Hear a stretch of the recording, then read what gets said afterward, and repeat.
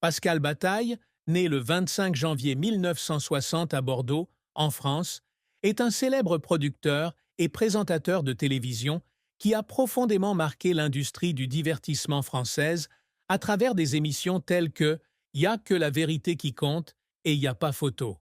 Avec une carrière s'étendant sur plus de 3 décennies, il est connu comme un pionnier dans le mélange du divertissement et de la réalité à la télévision. Cependant, derrière le halo de la gloire, la plus grande tristesse de sa vie a probablement été le diagnostic d'un cancer du poumon en 2024. Un choc non seulement pour lui-même, mais aussi pour sa famille et ses fans. Dans une interview accordée à Midi Libre en décembre 2024, Pascal révélait qu'il combattait cette maladie depuis 2, 3 mois et suivait une chimiothérapie. Je ne veux pas trop en parler, mais c'est le plus grand défi auquel j'ai jamais été confronté, a-t-il déclaré. Pour quelqu'un qui a toujours gardé une apparence joyeuse et optimiste à l'écran, faire face à une maladie grave à l'âge de 64 ans a été une profonde tristesse, non seulement à cause de sa santé déclinante, mais aussi à cause du sentiment d'impuissance de devoir arrêter temporairement de faire le travail qu'il aimait. Je vis toujours la vie à fond, mais cette fois, je ne sais pas si je peux continuer, a-t-il déclaré à Pure People. Cette tristesse n'est pas seulement personnelle, mais concerne aussi ses 4 fils, Théo, Tristan, Tim et Talal, qu'il a toujours considérés comme la plus grande source de motivation de sa vie.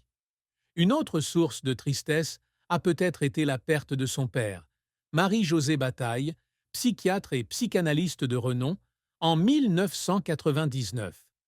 Bien qu'il en ait rarement parlé publiquement, la mort de son père, qui avait inspiré son intelligence et sa passion pour l'apprentissage, a peut-être laissé un vide incompressible.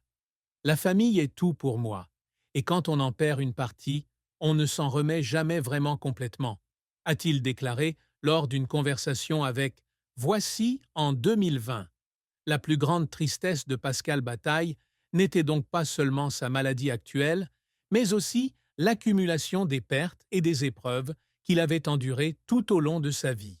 La carrière de Pascal Bataille est une longue histoire de créativité, de persévérance et de hauts et de bas remarquables.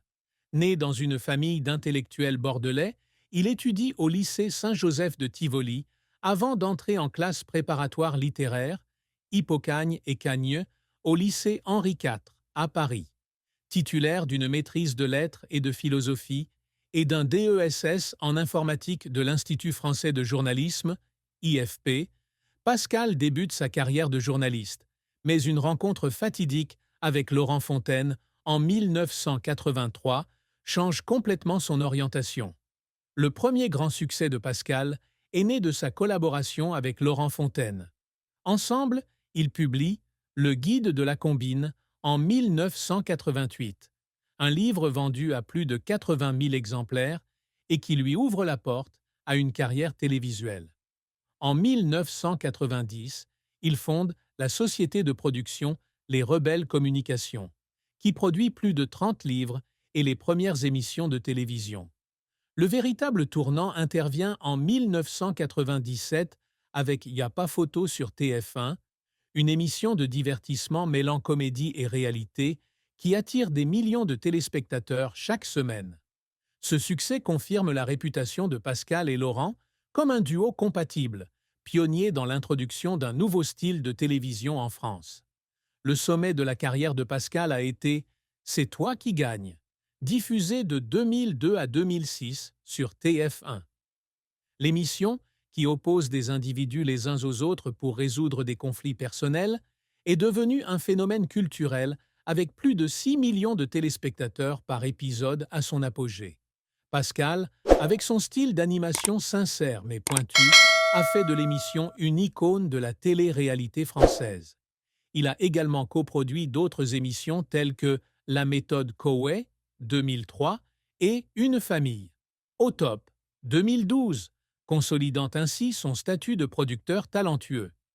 Après 2010, Pascal se tourne vers la radio, animant une émission matinale sur Nostalgie, puis sur Sud Radio, où il continue de captiver le public par son intelligence et sa disponibilité.